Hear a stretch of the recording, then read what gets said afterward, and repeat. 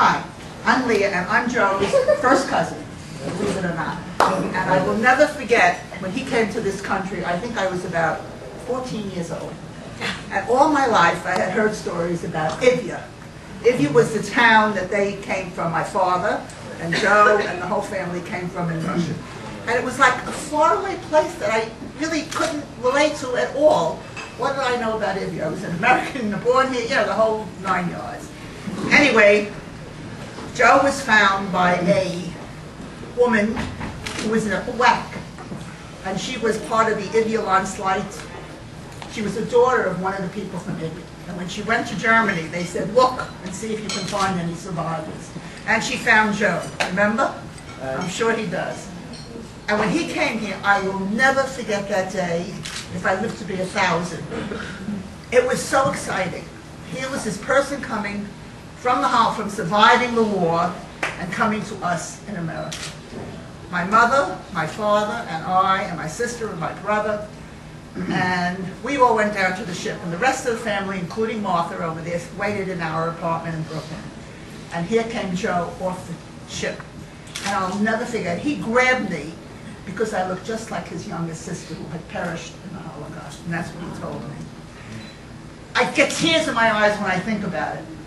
He never, ever spoke about his experiences, as you said, Michael.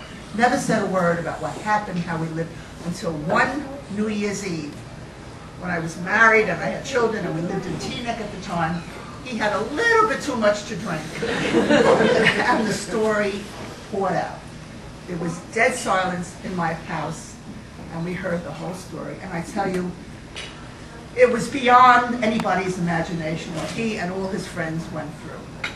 And that was the one and only time we ever heard about it, because Joe preferred to forget about it, to bury it somewhere as best he could.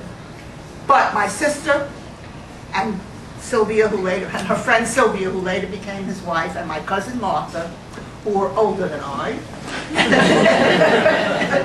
they all took him all over New York to see the sights of the city. And they would come home and they would say, I don't know, we're living in New York all our lives. He knows more people than we do. Wherever they went, it was hypothesis on Joe. Right? And I just want to wish him many, many more years of good health. Say something? That is my cousin Leah. The two of us is the leftover from the family. So, she has her own family, but on a different state. The day I came to New York, it was on a Friday night, before Decoration Day, Friday Memorial, whatever it is called. The one little scene. So we were sitting on the top of the boat and looking at New York City. It was Pier 63. I came out in the afternoon. They took me to their home. The first night, Saturday night, I went to Radio City. Right? Sunday morning, I went to the Empire State Building. Right? With her sister. The sister who was born there never went. But then the other thing happened. The first Chinese meal in New York, China.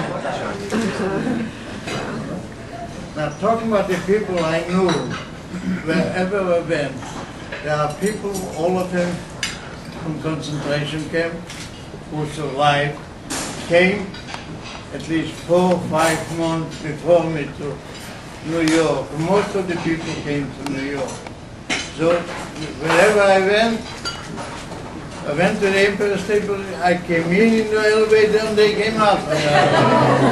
Wherever I went, I had people. And I had a good time.